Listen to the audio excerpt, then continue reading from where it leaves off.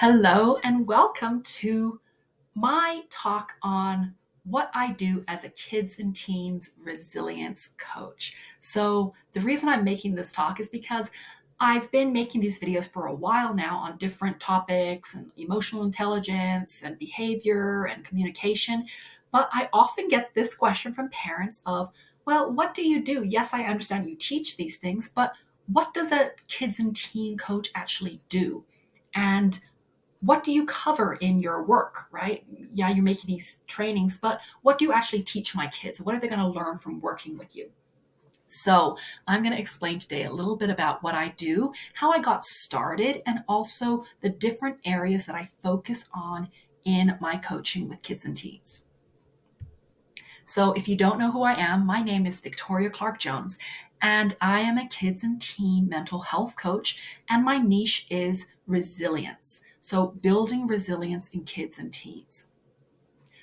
I'm the founder of Victor Kids Life Coaching, and I opened my business in 2021, kind of right as we were coming out of the tail end of COVID, and we were seeing a lot of quite concerning behavior in kids because they had been, they'd gone through a lot of trauma during the whole COVID scene and being stuck at home, not being able to see their friends, online schooling, a lot of fear, right, around that time. So a lot of parents were noticing that their kids were really struggling and maybe even exhibiting some quite concerning behaviors, a lot of anxiety, a lot of school refusal, kids really struggling with their mental health in terms of, maybe even having suicidal ideation.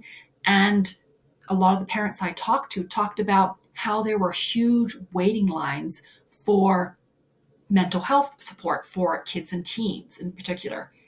Some of them said there was like up to sometimes a 6-month waiting list just to get their kids seen. And they were struggling with some really big behaviors. And so that is where I decided that there wasn't enough support for kids and that more people needed to be talking about the importance of focusing on mental health as well as reducing stigma around learning some of these skills, right? Because these are life skills, just as important as learning these other skills in school. So I not only work with kids and teens, I also am a parent and teacher educator. And that is kind of the work I do I'm just one person, right? And I want these kind of topics to be very common in homes and in schools. And so I also train parents and teachers in how to bring some of these topics and these conversations to the kids that they work with or their own kids at home. Now, I was a former school teacher for 15 years, and during that time, I did a lot of curriculum development as well. So that has led me into creating my own programs now in the mental health field. And I still work with kids in schools up to the current day, right? So I see a lot of kids, and I'm quite up to date with the challenges that many of them are facing, all the way from kindergarten all the way up to even high schoolers. So, and in addition to that, I'm also a mom and stepmom of 5 kids of my own. I've got my youngest is 12 and my oldest daughter is almost 22 years old. So they have really been my guinea pigs in doing a lot of this work because a lot of these things that I teach kids, I started off by teaching my own kids at home and kind of getting their feedback on, hey, do you understand this stuff? Is it valuable for you? Are you able to use these skills in your everyday life? So they have been kind of my guinea pigs over the last 4 years. Now, they are actually the reason why I've come to build this coaching model that I found to be really effective in kind of laying the foundation for an overall healthy life. So other coaches may work with, mindset or brain development. And what I found really works with my clients and also the kids that both in school and my own kids is starting with the basis of understanding emotions, right? So I first start off with healthy habits, teaching healthy habits to kids, because that is probably the most important part. And I explain why in a little bit. After that would be understanding emotions. And with that comes with building a coping skills toolbox, right? In order to learn how to manage those emotions. In addition to that, I also teach assertive communication. So it's not enough to understand ourselves and others if we cannot communicate in a healthy, effective way. So assertive communication has been a big part of the work that I do. And finally, kind of coming full circle, we can't do any of this work without having a habit of healthy self compassion. And I talk a little bit more about what that looks like in a couple of slides. So, the first thing that I like to focus on in my coaching is building a foundation of healthy habits. And the reason for that is without having a well functioning body and mind, the other skills that we learn won't stick. It's hard to remember to stay calm or use coping skills when your body feels like crap. Maybe you're in pain or you're tired or you have way too little or maybe way too much energy in order to concentrate. We know that scientists and mental health experts now know that having a healthy body, in particular a healthy gut, which is referred to as the second brain, is vital to having good mental health. 95% of the neurotransmitters responsible for making us feel good and happy are produced in the gut, which means that what we eat is even more important than we thought, right?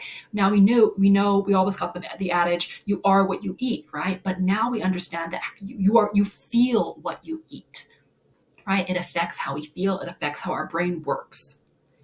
So we talk about these 4 pillars in our healthy habit topic. So number 1 is having a balanced diet, which simply means for the majority of kids having limited control over what they eat and what food they have in their house, right? Because they're not responsible for that, their parents are. So we want to empower kids to simply start to make healthier choices, right? So instead of grabbing that candy bar or that Pop-Tart, maybe they're going to go and have a handful of raisins instead to satisfy their sweet tooth. So, having an understanding that we don't have to change our diets entirely. I mean, if we can, that's wonderful. But for the majority of kids, they're not going to do that, right? And it's going to be a very difficult change to reinforce.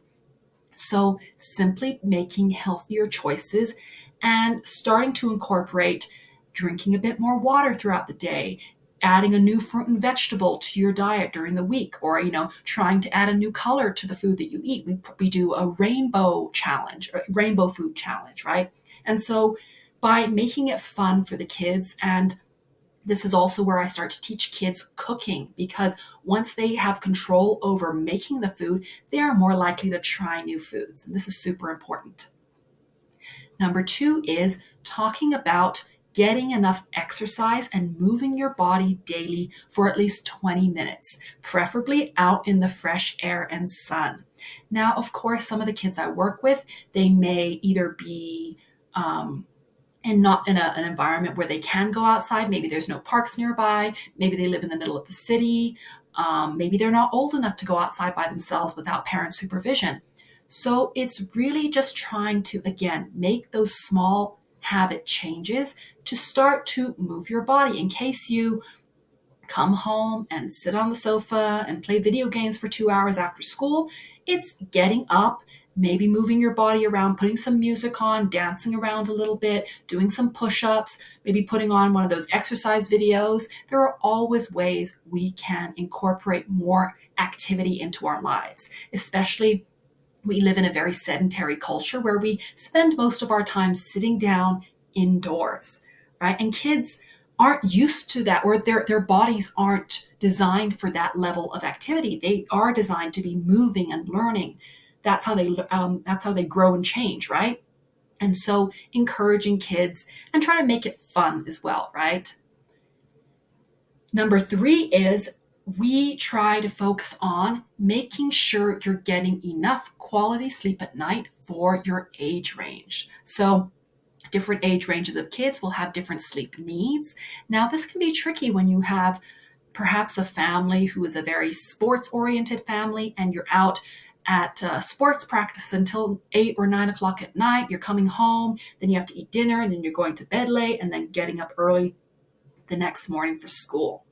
So understanding that this is, even though you may be getting your exercise needs, perhaps you're lacking a little bit in your sleep area. And this is where parents can also benefit from understanding the importance of sleep in a child's schedule and their mental health as well.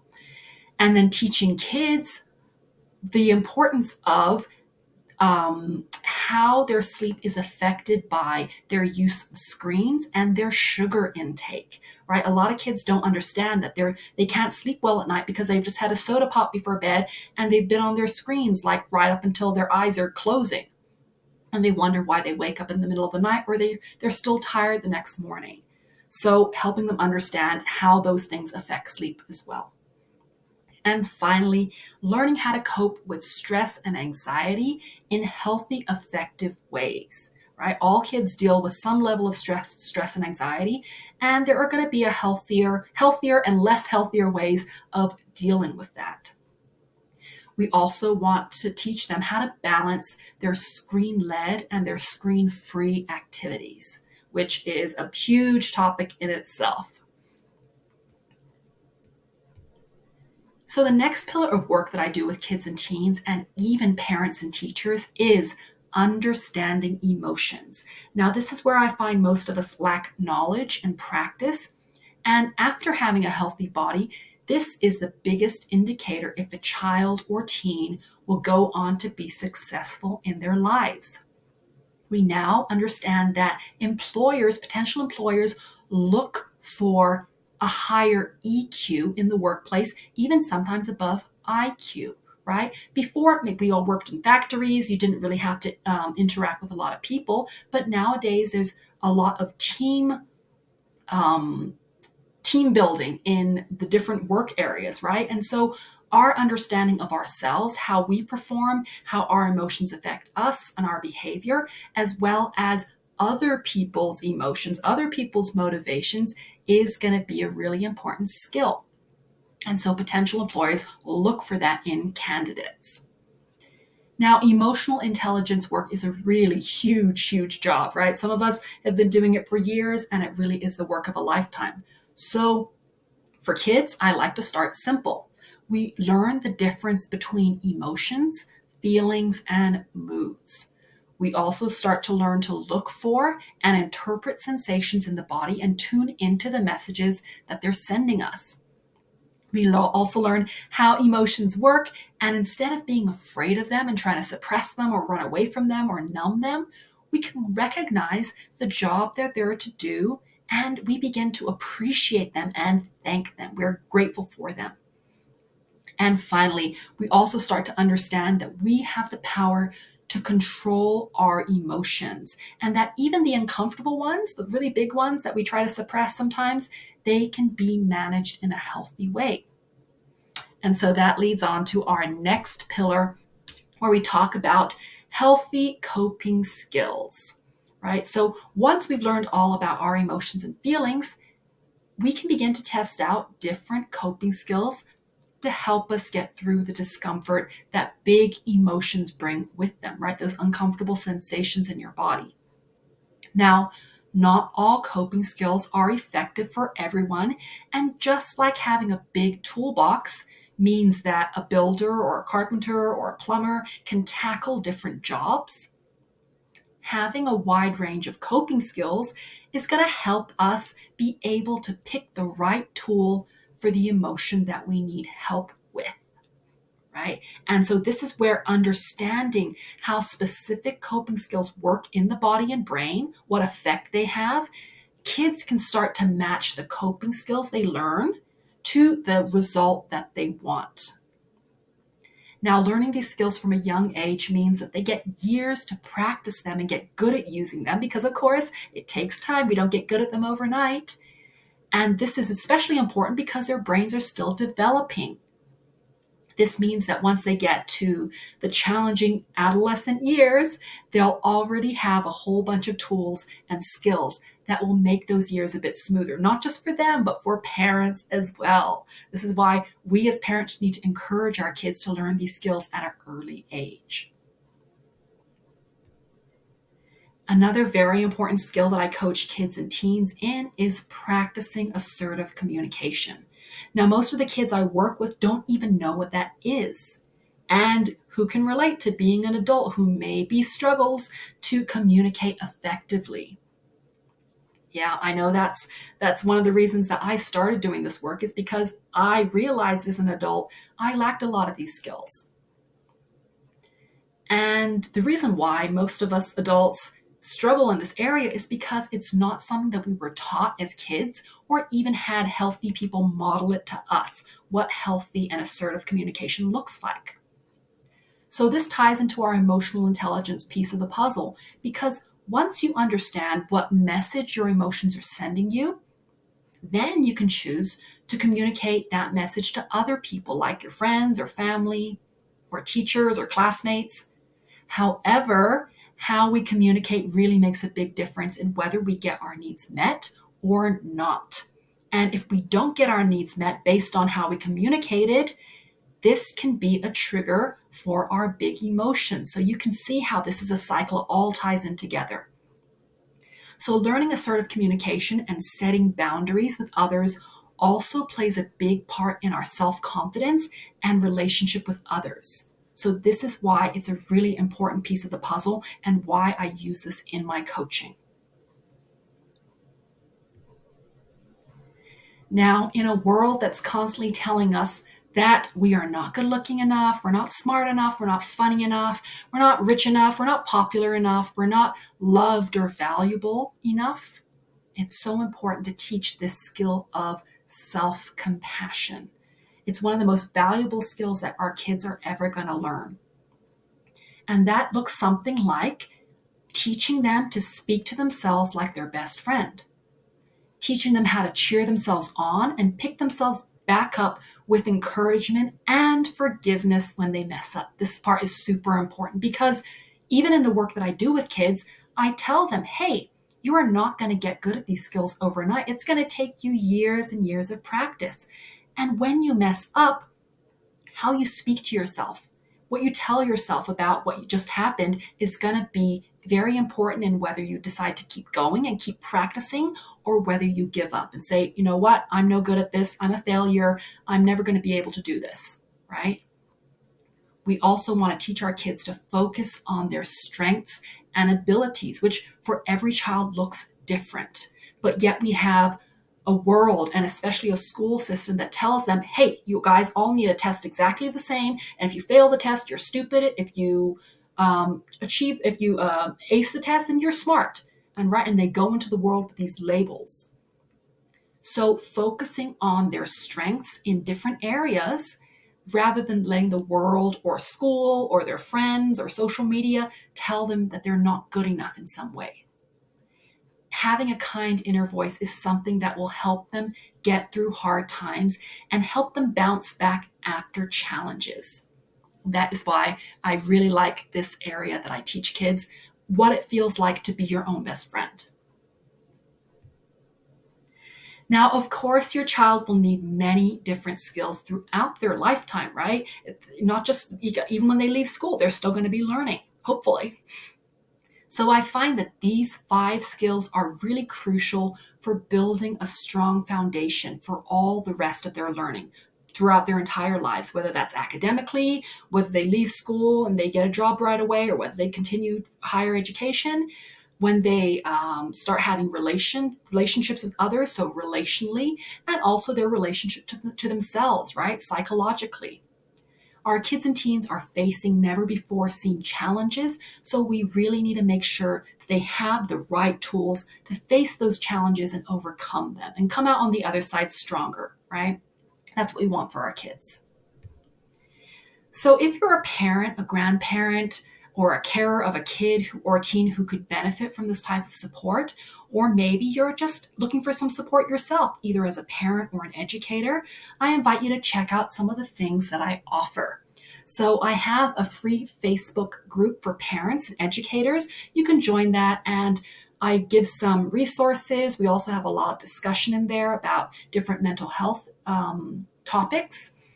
I also have this YouTube channel. If you found my video, you most likely are familiar with my other videos. But if you haven't seen my other videos, I do encourage you to go and watch some of them. I do lots of different topics based on parents' recommendations, and I'm constantly growing my YouTube channel with different videos on different topics. I also offer TikTok videos for kids, so short little videos on emotional regulation, understanding emotion, positive communication, and lots of different topics like that. Then I also hold an after school club in schools. So that is, again, building all these skills into our curriculum, working with groups of children, and practicing these skills in a really kind of fun, kind of club style way. The kids can play and talk and interact with one another. And so that's been really beneficial for kids. And I run that from third grade all the way up to high school. And so some of it is in person, but I also have online options. And for parents who are looking for a bit more in-depth support, I offer one-to-one family coaching where I meet with the child or teen, and I also work with the parents. And during the summer months, I offer summer enrichment camps. So this is to do with life skills. It's also to do with these emotional intelligence skills. And it's really based on building up kids' confidence and their ability to interact with other people and the world. Now, if maybe you're not a parent, but maybe you may work in schools, or you're a teacher or an educator of some sort, I also offer classroom keynote talks on a lot of these same topics that I talked about today. And finally, I also offer teacher and educator trainings, because it's not enough that we are trained in how to teach specific topics or specific curriculum, right? We're dealing with a lot of behavioral issues. And so that is why it's really important for teachers to understand these topics, because they're going to have to use them in their classrooms with their students. So if you are interested in any one of these, one or maybe a couple of these, or simply want more information, I encourage you to contact us at hello@victorkidslifecoaching.com, and I will have my team respond to any questions you have. And if you'd like to book a call with me, a short one-to-one, like a consult, I also hold those for parents and educators as well. So thank you for watching this short talk today. And I really encourage you that if you are interested in maybe getting some of the support for yourself, maybe you want to learn some of these skills so you can start to teach this in your own school district or community. I also teach educators that as well. So thank you for watching this video, and I will speak to you soon. Bye for now.